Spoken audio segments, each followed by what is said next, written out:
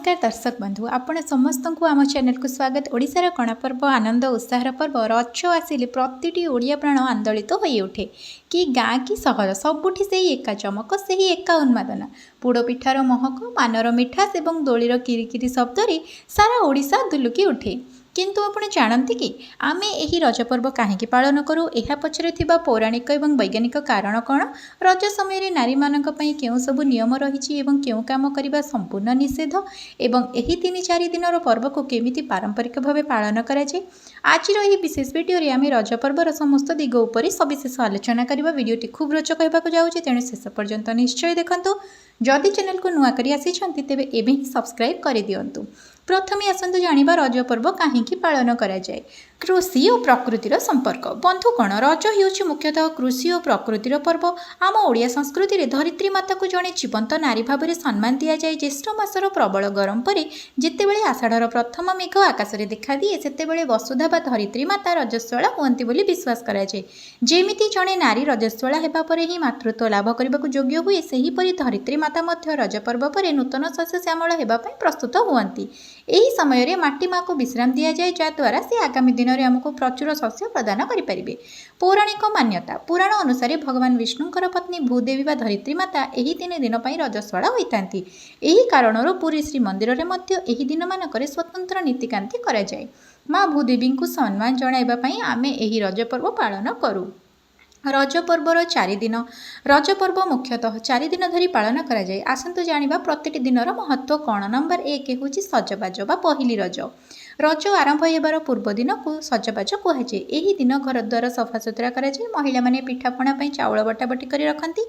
झील माने निज हाथ में मेहंदी लगाती और रज पई सबु प्रस्तुति यही दिन शेष हुए। नंबर 2 होची पहिली रज बा प्रथम रज। यह हेउची रजर प्रथम दिन। यही दिन सकाळु झील माने गाधोई पाधोई नुआ पोशाक पिंधती। यही दिन ठारू धरित्री माता को विश्राम दि जाए। नंबर 3 होची मिथुन संक्रांति द्वितीय दिन पर रज संक्रांति। यह हेउची रजर मुख्य दिन। सूर्यदेव यही दिन वृष राशि मिथुन राशि को चलन करती। यही दिन घरे सुआदिया पोड़पिठा तैयारी हुए एवं बंधुबांधव को बंटा जाए। नंबर 4 होची भूदाह वा शेष रज व तृतीय रज। यह रजर तृतीय दिन अटे। यही दिन मध्य झील माने दोली खेलती और मौज मजलिस करती। बसुमती स्नान व चतुर्थ दिन रजर ठीक पर दिन को बसुमती स्नान कहुए। यही दिन धरित्री माता शुद्ध स्नान हुए। सकाळु शिलपुआ जहाँ माटीर प्रतीक माना जाए तांको हलदी तेल दे स्नान कराए और सिंदूर फूल चढ़ाई पूजा कराए। यह पर ही माटी खोलिबा बा चाष काम पुणी आरंभ होता है। तो आसंतु जानिबा नारी माने कौन कौन करबा उचित नुह। रज पर्व संपूर्ण भाव में नारीत्वर पर्व। धरित्री माता सह समानता रखी यही 3 दिन कुंवारी झील और बोहू मानक पई किछि स्वतंत्र नियम रही जहाँ पालन करबा उचित। आसंतु जानिबा एही दिन मानकरी कौन करबा उचित नुहे। नंबर 1 होची खाली पादरे चलवा निषेध। यही 3 दिन नारी माने खाली पादरे माटी उपरे चलती नहीं। माटी माँ को कष्ट न देबा पई पादरे कदली पटुआरे चप्पल तैयारी करी पिंधि चली थांती। नंबर 2 होची माटी खोलिबा बा काटिबा मना। रज समय माटी काटिबा खोलिबा बा चाष काम करबा संपूर्ण बारण। एपरिकी घरे परिबा मध्य कटा जाए नहीं। सजबाज दिन ही सब परिबा काटी रखा जाए नचेत आपणक घरे कहीं पुरुष लोक थिले काटी पारिबे। नंबर 3 होची चुट्टी कुंडाइबा बा स्नान निषेध। पहिली रज दिन सकाळु गाधोइबा परे बाकी 2 दिन संक्रांति और शेष रज दिन झील माने मुंड धोई गाधाती नहीं कि चुट्टी कुंडाती नहीं। नंबर 4 होची रोसई कामर विश्राम। यही दिन मानकरी घरर बोहू झील मानक रोसई घर कामर छुट्टी मिले।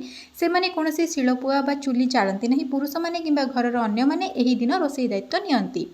तो आसतु जानिबा केमिति पालन हुए रज। रज पर्व कथा उठिले सबुठु आगे मन को आसे रज दोली। गछ डाଳରେ दौड़ी बांधि से पटा पकाई दोली तैयारी हुए। बाउंश दोली रामदोली मध्य देखा मिले। झील माने ग्रुप होई दोली खेलती।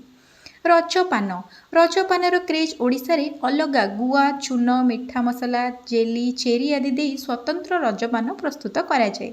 रजरे पान खाई मुह नाली करबा एक परंपरा रही।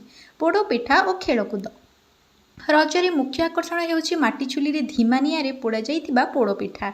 यह सहित चकुली मंडा पिठा मध्य तैयारी हुए। पुरुष माने एही समय ताश बागुड़ी एवं लूडो खेली समय काटती। गाँ गाँ भितर प्रतियोगिता मध्य होइथाए।